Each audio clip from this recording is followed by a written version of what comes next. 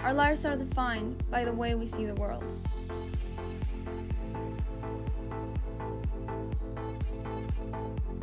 So let's reimagine,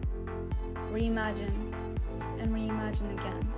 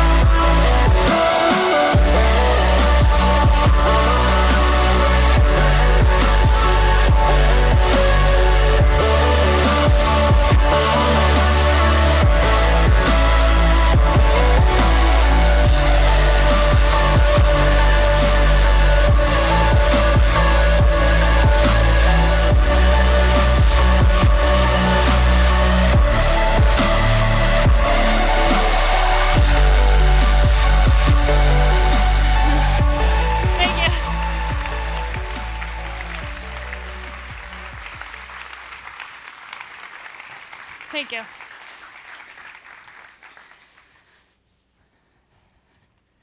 All right, I'm going to catch my breath for a second.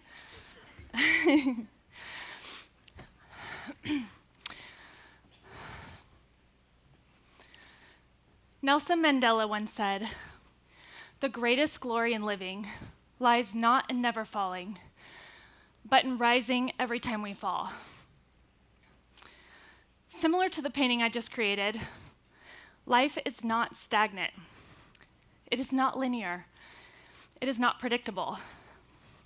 Rather, life has peaks and valleys. It ebbs and flows. We rise and we fall. These nonlinear patterns and the experiences we have along the way can be scary and unpredictable. But it's the unpredictability in life that reminds us we are alive. I'm Amy Burkman. I followed my passion. I'm doing what I love. I'm living my dream by doing art to help others. But if you would have met me 15 years ago, I never would have imagined this is where I'd be. In my formative years as an early teen, I had a series of traumatic experiences that led me into a very deep depression. For years, I struggled to find happiness. I didn't see my self-worth, and I certainly did not have the capacity to help others. It was really hard for me to visualize something more for myself. But during my sadness, my twin sister said to me, "Amy, you have the choice to be happy." And that resonated with me, and I wanted to put it to the test. Existing in such a low and dark place, it was hard to believe that I had the power to turn things around. But then I asked myself, if money wasn't an object, and I didn't care what anyone thought of me, what would I do with my life? What is it that truly makes me happy? Art. Art had always been a part of my life. It was my therapy. It was my escape. Helping others was another thing that brought me the greatest happiness. Following the traumas as an early teen, I was always very sensitive to the struggles and hardships of others, especially those that don't have a voice, people and animals. After making the conscious decision that I wanted to be happy, I realized I needed to find my own voice. So I started taking risks and taking chances. I began an apprenticeship as a muralist. I started traveling. I went to West Africa, where I painted educational murals for underprivileged communities. I was really starting to visualize something more for myself, and things were going really well. But then I got knocked down again. On December 13th, 2013, I was diagnosed with stage 1C small cell ovarian cancer, a rare, highly malignant tumor that accounts for 0.01% of all ovarian cancers. I was a fraction of a percent with a 10% survival rate. Following the procedure to remove my tumor, I struggled with the loss of my reproductive system, my life as I knew it, and my most cherished hope of becoming a mother. During one of my lowest moments, my best friend said to me, "You may not see it right now, Amy, but amazing and unimaginable things will come from this experience." I had to turn my life around once again. I started realizing that every day I'm alive, I become more and more of an exception. Every day I'm alive, I become part of the most lucky, unlucky people on the planet.